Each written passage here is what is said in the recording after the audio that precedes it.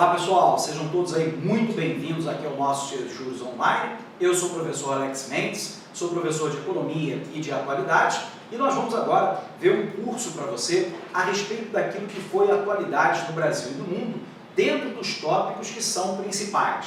Lembre-se você que no seu edital nós temos lá normalmente a atualidade vinculada à atualidade no Brasil e no mundo em termos de economia, geopolítica, meio ambiente, tecnologia, cultura, ciência, energia, urbanização e por aí vai. No entanto, a nossa experiência mostra que entre 90 e 95% dos temas são vinculados a apenas três grandes setores: a parte de geopolítica, economia e meio ambiente. O nosso objetivo aqui é criar um curso que seja, na medida do possível, o mais claro para que você possa compreender essa temática. Então, não obstante o fato de muitas vezes a gente buscar assuntos fora desse eixo, dessa tríade economia, geopolítica e também meio ambiente, a gente vai se concentrar nesses três grandes tópicos, porque são eles que, na maioria das vezes, estão presentes aí na nossa prova, ok? Bom, então nós vamos ter o nosso primeiro diálogo agora, falando para você a respeito dos 25 anos da reunificação da Alemanha. O que nós nos recordamos? Nós nos recordamos que durante a Segunda Guerra Mundial nós tivemos um conflito bipartido. De um lado, as forças do eixo, incluindo lá a Alemanha, o Japão e a Itália. Do outro lado, nós tínhamos o grupo dos aliados, que incluía os Estados Unidos, o Canadá, a Inglaterra, Brasil, mais tarde a França liberta, a União Soviética, a Austrália e por aí vai. Nós sabemos que a guerra termina em maio de 45 na Europa e em agosto de 1945 na região do Pacífico com a capitulação do Japão. A partir do final da Segunda Guerra Mundial, então, começa um período da humanidade que nós caracterizamos como bipolaridade, que será lá também dita como a velha ordem mundial, ou seja, a divisão do mundo em duas grandes esferas de influência. De um lado, os Estados Unidos capitalista e do outro lado, a União Soviética socialista. Essa bipolaridade, ela dá origem a uma guerra indireta entre os Estados Unidos e a União Soviética. O exemplo claro disso foi a divisão das Coreias na década de 50 em Coreia do Norte comunista, Coreia do Sul capitalista. Na década de 60, nós tivemos a Guerra do Vietnã, onde a China e a União Soviética apoiavam os Vietcongs, enquanto os Estados Unidos apoiavam os vietnamitas. A vitória foi dos Vietcongs e o Vietnã se transformou num país comunista. Na década de 70 foi o inverso. A União Soviética invade o Afeganistão e os Estados Unidos financiam armas para o grupo dos mujahedins, traduzindo literalmente guerreiros do Islã, lutar contra a ocupação soviética. Nós vamos observar então que esse período é marcado por um conflito indireto entre as duas superpotências. Por um outro lado, ela gera uma forte corrida armamentista, a ponto das duas potências terem armas nucleares suficientes para acabar com o planeta 8 vezes, o que obviamente é uma irracionalidade, porque se eu acabo com o planeta uma única vez, não sobra planeta para acabar uma segunda, uma terceira, uma quarta vez. Por um outro lado, isso vai gerar uma disputa de área de influência. De um lado, os Estados Unidos tentando ampliar a sua área de domínio sobre as Américas e a África, e do outro lado, a União Soviética tentando ampliar a sua área de influência na Ásia e dentro da Europa Oriental. Nós sabemos que um dos capítulos mais marcantes dessa disputa política, ideológica e militar que vai durar do final da Segunda Guerra Mundial, em 1945, até 1991, com o fim da União Soviética, será a divisão da Alemanha. Lembre-se você, contudo, que a divisão da Alemanha foi uma divisão dupla. Pouca gente se atenta para isso. nós não somente tivemos uma divisão da Alemanha em Alemanha Ocidental, também chamada de República Federal da Alemanha, sob o regime capitalista liderado pelos Estados Unidos, pela Inglaterra e pela França, mas, do outro lado, eu tinha a República Democrática da Alemanha, essa República Democrática controlada pelo sistema comunista da União Soviética.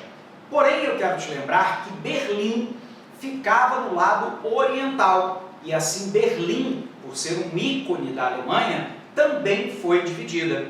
Berlim Ocidental, sob controle francês, britânico e americano, e Berlim Oriental, sob controle soviético. A gente sabe que entre as décadas de 50 e 60, a União Soviética, constrói o Muro de Berlim para evitar que berlinenses orientais escapassem ou fugissem para Berlim Ocidental. A gente sabe então, nas palavras do primeiro-ministro inglês Winston Churchill, que uma cortina de ferro se abateu sobre a Europa, separando a Europa Ocidental capitalista, liderada pelos Estados Unidos, e do outro lado, a Alemanha e a Europa Oriental, liderada pela União Soviética. Esse domínio soviético sobre a Alemanha Oriental e parte do centro-leste da Europa vai existir até a década de 1980. Na década de 80, a União Soviética dava claros sinais de fracasso no seu modelo socioeconômico. Nós tínhamos lá conflitos étnicos e religiosos que começavam a surgir dentro da União Soviética, lembrando que a União Soviética é a União das Repúblicas Socialistas Soviéticas e, portanto, formada por repúblicas que muitas vezes tinham grupos étnicos e religiosos inimigos entre si.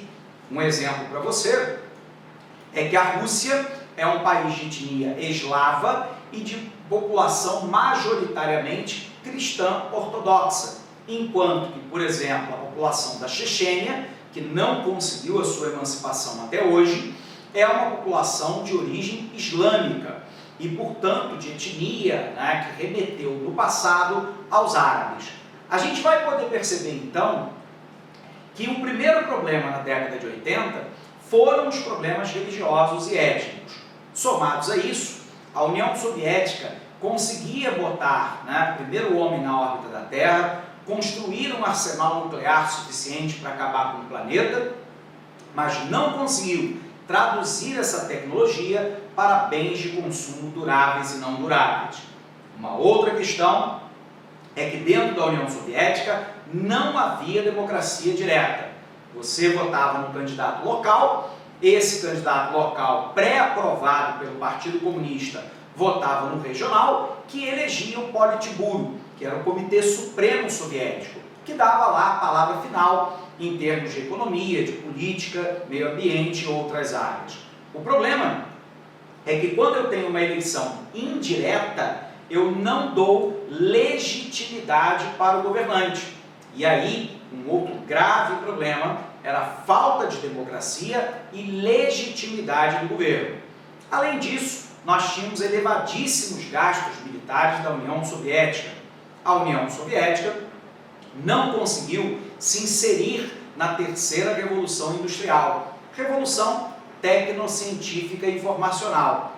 Resultado, com o passar do tempo, ficara claro que o modelo adotado pela União Soviética era muito pouco flexível, era um modelo centralizado, baseado numa economia planificada, ou seja, os famosos planos quinquenais de 5 em 5 anos, onde se planejava tudo aquilo que se iria produzir e consumir dentro da União Soviética. Óbvio que o avanço dos sistemas de transporte e comunicação dinamizou o fenômeno da globalização e a União Soviética não conseguiu acompanhar. O resultado é que no finalzinho da década de 80, nós vamos ter a eleição de Mikhail Gorbachev para premier da União Soviética. E o Gorbachev vai tentar implementar a glasnost, que é a transparência política, e a perestroika, que é o reordenamento econômico da União Soviética.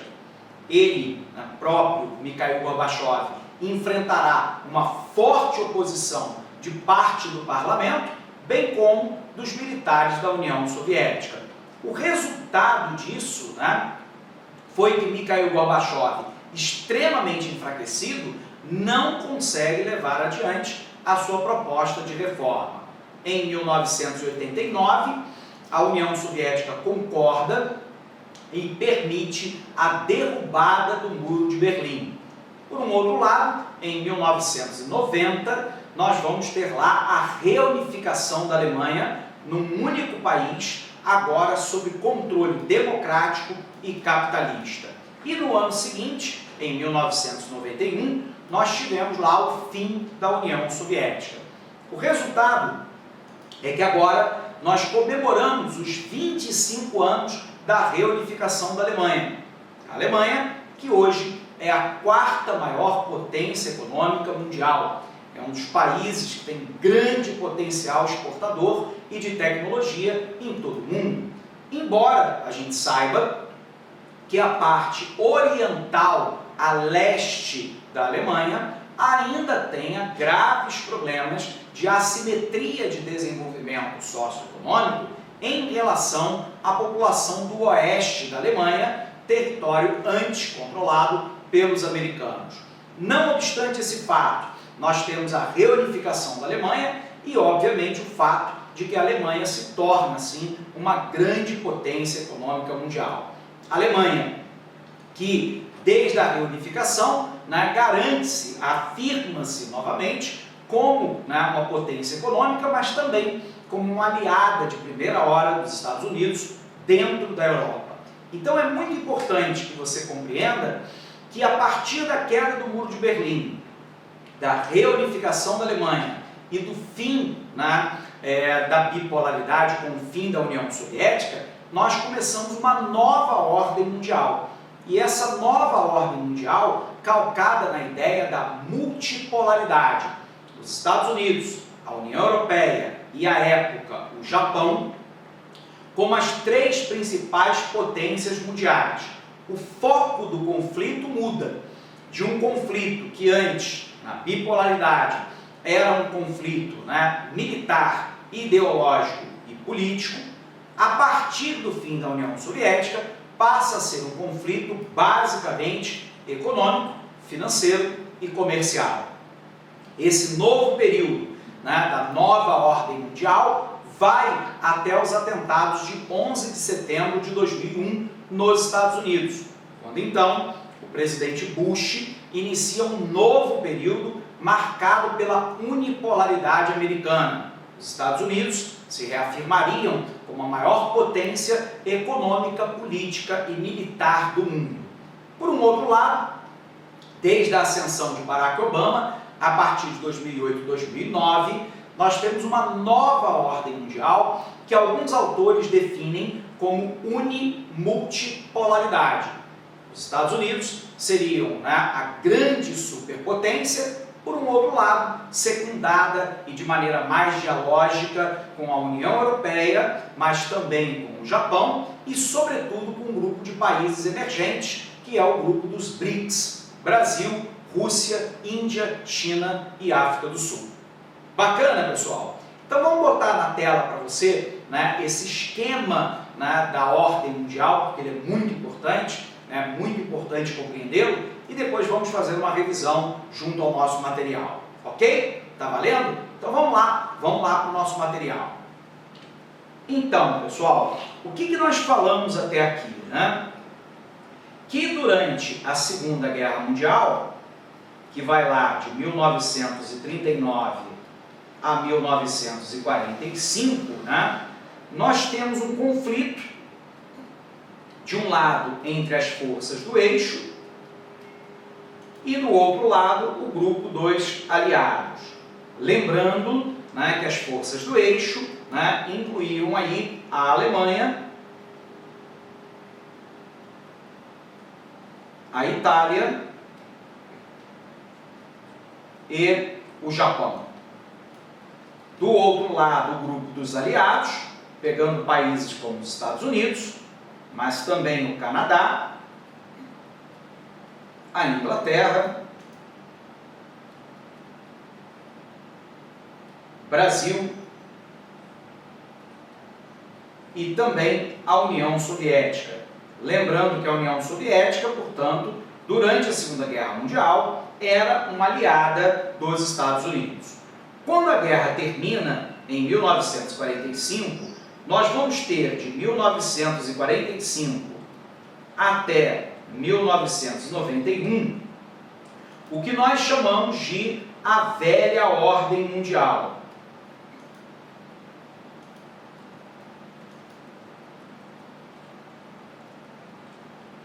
Essa velha ordem mundial, também chamada de bipolaridade. O conflito aqui é um conflito político entre os Estados Unidos e a União Soviética, ideológico, portanto, capitalismo versus socialismo, e também armamentista militar, que inclui, né, uma guerra, né, por maior capacidade bélica, uma corrida espacial, busca de área de influência e por aí vai. A gente sabe, né, que na continuidade desse processo, nós vamos ter lá, né, na década de 1980, os primeiros sinais bastante claros de enfraquecimento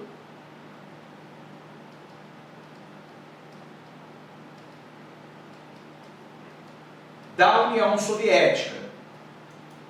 Esse enfraquecimento vai culminar lá em 1989, na queda do Muro de Berlim,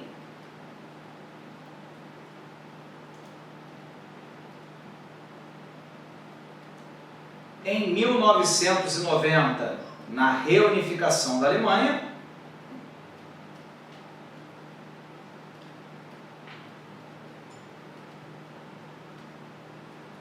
e depois, em 1991, no fim da União Soviética, no fim da bipolaridade.